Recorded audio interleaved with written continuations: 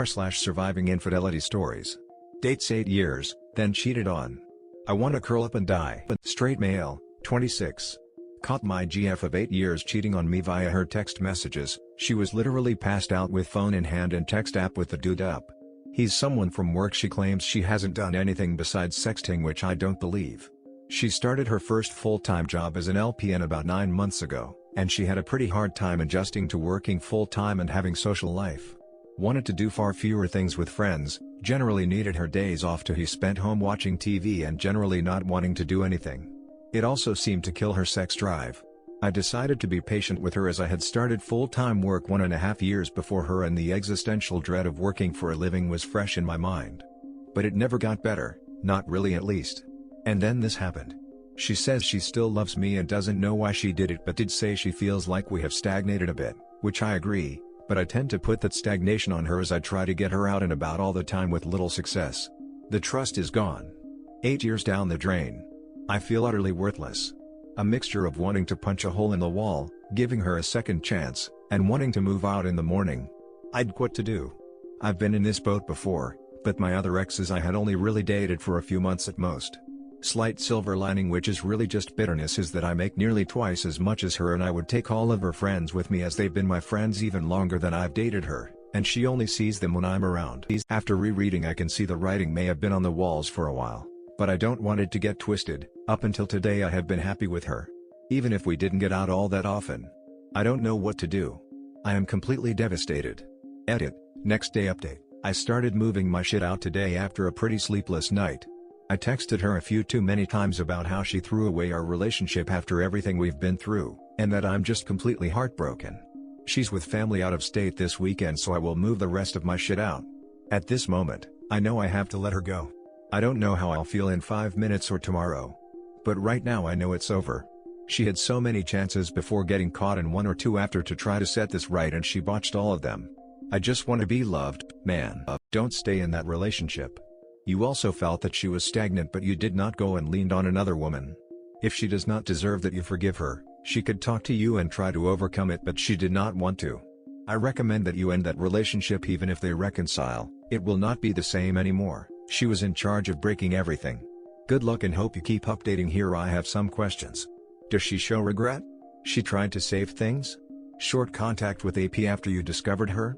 I think she is sad not because of the infidelity but because she discovered her. I joke here a lot about how come young cheaters never have sex. And believe it or not, frequently people respond how, yeah, isn't that crazy? But really what I mean is, they are having sex and lying it about you, and I can't believe how many dupes believe it. I am an anon in cyberspace, so how could I possibly know if your girlfriend is having sex? I can't, and if anyone says they can are full of it. Yet, I am older than you, not sure if that has any meaning, because even when I was in high school I knew that people who are hot for each other, who are together in the same place, will have sex. So take that however you want it. If the shoe fits. Now this is a strange realization I had for myself, and I think this is true for a lot of people. I treated my younger relationships, when I started the same age as you two did, way more important, in the moment, as I did when I was a little older, married, with kids. I don't know why that is, but very frequently it seems people like you, in maybe your first serious relationship, long term, is much more difficult to deal with emotionally. Maybe because you don't have kids, you don't have a more involved situation, so the being together is the one and only thing, whereas, after married with kids, you have children, you start to change position with your parents, you take care of them instead of vice versa, you have a responsibility at work and people need you or the company can get mismanaged and other employees will suffer, not just you, joint assets, retirement accounts, and so the relationship has been watered down. That is not an excuse for cheating, it is a reason for young love might be more difficult to get over cheating. Though from what I read here, nobody really gets over it, it's more like we just manage our trauma and pain better as we live with it longer. So my advice. If you want to reconcile, get the truth. Don't believe the no sex story. Tell her you need to see the messages. If she deleted them, you need to try to get them recovered. If that fails, then she'll have to take a polygraph. Do you know how you cannot be much impaired with a 0.08 blood alcohol content? Think about it, we all weigh different, we all have different tolerances, yet the 0.08 is a presumption of impaired to drive. Most states is 0.08, I think. When I was a teenager, One of my girlfriend's dad was about 6'4" and weighed about 450 pounds, and in the course of a fall Sunday afternoon, watching a football game, he would down the better part of a case of beer. And this guy was not impaired. Anyway, my point really is on presumption. If a person is sexting, telling each other sexual stuff, how they wanted it, and they are in close proximity to each other, I believe the presumption is that they are having sex. That means that she has to prove she did not have sex, not that you have to prove she did have sex. The problem with all betrayeds, they are too afraid to stick up and demand honesty. They worry the cheater will leave them. The cheater will make all kind of noise, and the betrayed will make all kinds of excuses as to why they shouldn't force the issue. Which, you know, it's their life. And it really helps them in the end, because they learn a lesson. When I was young, my parents gave me so much good advice, and I ignored almost all of it. Then about 10 years down the line, it just hits me, my life could have been a lot easier if I had just listened to them, learned from their mistakes. But making my own mistakes, that did make those lessons stick. I'm sure you'll find your way through this. No matter what happens. I suggest just being careful with pregnancy, everything else is not a lifelong commitment. Now for the next story. I'm in such a bad place right now. Last week, I started the divorce process against my husband of 10 years, married for. I found out he committed statutory rape at the age of 20 and tried to get with the victim again before we got married. That the past year he has been paying for his ex-girlfriend's OnlyFans, who he also tried to get with when she a minor and he 20. That last year he had an affair with a co-worker and it was just a kiss, but she tried to go further. That he constantly searches his female co-workers every day. That he had multiple women trying to ask him out throughout our relationship. I'm angry and hurt, but I am so conflicted. The past 3 years, I was extremely stressed. Full-time work, part-time student, undiagnosed medical shit, mother was dying, uncle tragically passed. Our sex life suffered. It went from weekly to 1 to 3 times a month. Sex hurt and no doctors could tell me why. I helped him out when I could, but he also unintentionally pressured me daily/every other day. I felt like a piece of meat and told him that. He backed off while I tried to improve, but would revert back to pressuring me after a few weeks. I also had been begging him to go to the doctor and he just wouldn't. He had terrible torso/back acne that smelled and was awful.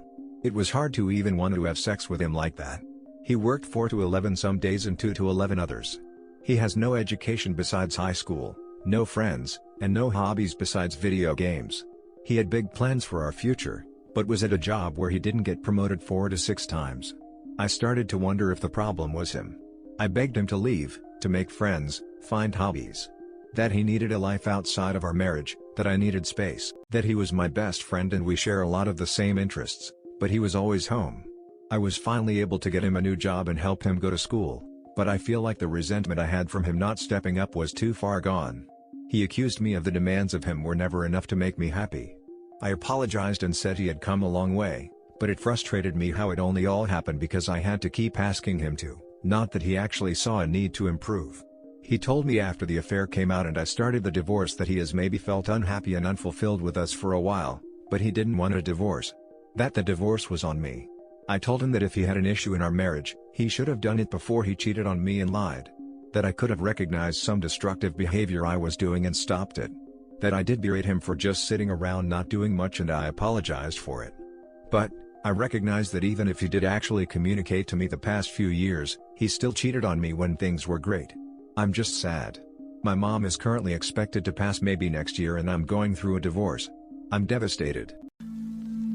Now for the next story. After my breakup, I've just lost interest in real-life people. I, 27 meters, broke up with my ex-girlfriend, 26F, of 4 years several months ago because she cheated on me in a year-long affair. She had an affair with a guy from her work that is objectively more handsome, taller, and more charismatic.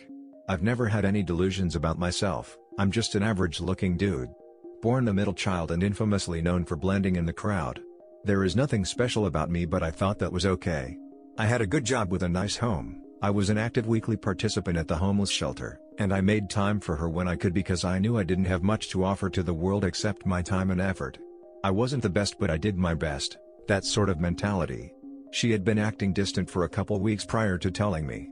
I noticed at that time and asked her what was wrong and she told me she just needed space, so I did that. It was crushing though, being so near to her and yet being miles away. She would just go about her normal routine with a dazed look on her face. Then, She sat me down and told me she was seeing another man. That they had been dating for a year and that he made her feel amazing.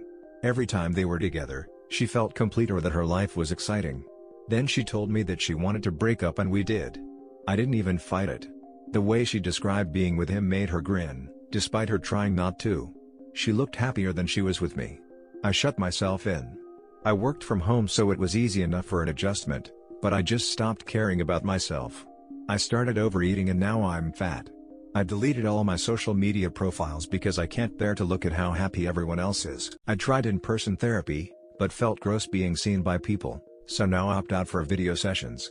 I'm terrified that people will look at me with disgust and laugh at me. I'm the guy whose girlfriend cheated on him for a year. What a fucking idiot, am I right? I'll admit it. I got real into those Japanese dating simulators. Sad, I know. But there's something about how they all love you and tell you how great you are to them. It's not lost on me that it's just a gross coping mechanism, a drug that lulls a false sense of importance. But it's a drug that works. It makes me feel special to someone, even if they're just a video game character. My therapist says it might be worthwhile talking my issues in this subreddit because it might show me how others moved on with their lives. So, here I am, a walking stereotype of a loser with a hentai addiction. Now for the next story. Feel so worthless and broken and hurt. My boyfriend and I ended up having to be LDR for the better part of the past year of our relationship. I visited him for 3 weeks only to find out he'd been using Tinder, Hinge, Bumble, and other dating apps, and lying about them. I found out he'd been lying about paying for OnlyFans of friends he had while living down here where I live. I feel so disgusted having known those people he was buying content from. He tells me he's got a sex addiction and claims to never have actually physically cheated on me. The fact he lied about other women and using dating apps is enough as is. We ended up arguing non-stop where things got physical and my arm got sprained/bruised from being thrown on the floor and I had to push and grab him because he kept trying to kill himself. I feel so heartbroken and he keeps messaging me and contacting me as though nothing happened or everything will be okay. I feel so lost and depressed and disgusted. I keep asking myself why everyone I've ever dated or been in a relationship with ends up doing this to me. I keep wondering if it's my fault if I'm unattractive or bad in bed. I keep wondering if maybe I deserved it or if I did something wrong. I did everything for this man. I gave him every single last part of me. He was the one person I thought would never do this to me. I'm so disappointed and hurt and insecure and angry. I don't know what to do. I don't have anyone to talk to about it either and it's driving me crazy having to pretend like nothing is wrong every day. It is not your problem. You may think that you are not enough but it is not like that. If you tried hard and did everything for that relationship but the other I do not value it, it is not your problem, it is the other person's problem. If I even hurt your arm. Attractiveness has nothing to do with it. If the person took into account your feelings they would never do that. If you want to talk and unburden yourself with someone you can talk to me by chat. I will gladly support you and give you support in what I can. Now for the next story was with a serial cheater for 7 years. First Reddit post people. And it's a doozy. I'm M29, my ex-girlfriend of 7 years is F27, we started dating June 27, 2014 and moved across the country together a year later for her schooling. 3 months into the relationship I found out she had cheated. I confronted her and then found that it was with 2 different guys. Another 3 months go by with limited contact and we run into each other at a concert. Get back together and I guess I should have never done that. Well, fast forward to the now. We have a daughter and she will be 2 years old in October. We have moved back to her hometown in Michigan about an hour from mine. This happened almost a year ago. After 5 years in Florida together, the birth of our child, and her college graduation. Now let me tell the story of my murder. In April of 2021 my ex approaches me and informs me she is struggling with our relationship and is not finding happiness. I understand. I work a lot with my new career and had started going to church on Sunday mornings picking up her grandfather on my way there. She does not believe in God so refuses to attend. I was a new believer. My career is demanding, but I get paid well, and do it all to provide a future for my family as she knows. So after this, I start making it a priority to get her flowers more often, at least once a week. I was doing this already, just not every week. Telling her more how I appreciate the things she does. Giving her more kisses around the house and rubbing her back even when not asked. Expensive jewelry I buy because it's something I couldn't afford before. I also mentioned that the original plan was for her to work only 2 or 3 nights a week, bartender at popular dive bar, but she is working 4 when she does not need to given my income. I start trying to make dinner plans only for her to cancel last minute because she got called in as doing somebody a favor. I often would sleep alone because of her work, or she just was not tired because of her schedule. Even though I told her I need her in bed because the sex, intimacy, love, snuggling that happens there will translate everywhere else, but nope, it's more fun for her to be on the couch playing on her phone. End of May. And she says I'm not happy, I don't think this is going to work. Swears she is not seeing or sleeping with anybody else. Says it's my fault because the things she has asked for me to change have not. I suggest a therapist. She happily and excitedly agrees. Thanks me for really putting in effort. 2 sessions is all we had as a couple before D-Day. She was gone for the night. Friend B-Day party. I'm home with my sleeping child. July 3, 2021. I get into her Snapchat on my phone. Find she is going to sleep with some guy tonight after the party. Find another guy who she had been sleeping with at least since February. Messages and photos of people from Florida dating back to 2016. She had another relationship with a guy in 2016, someone we had all hung out together with and someone I had asked her about back then, but she called me crazy and how I was hurting her feelings, not trusting her and so forth. I dropped it, but drank because of this feeling. So many nude snaps to so many men over the years that I can see. She knows I know all of this part. Well, it's a lot more than that. Find her Google activity. She had been getting hotel rooms since December, going to concerts without me. She had been going to other people's houses while telling me she was at work while I'm home with my sleeping child and staying up waiting for her for a chance at some romance. Plan B pill, herpes searches on how to end a long-term relationship, searches on why she is hurting someone she loves. Even searches polygamy and why she ruins relationships with a soulmate. Turns out she has cheated on me with over 22 guys I know about over the years. 11 since our move back to Michigan. So it's probably a lot more. I always gave my way into her wishes, including her mom moving in after the birth of our daughter.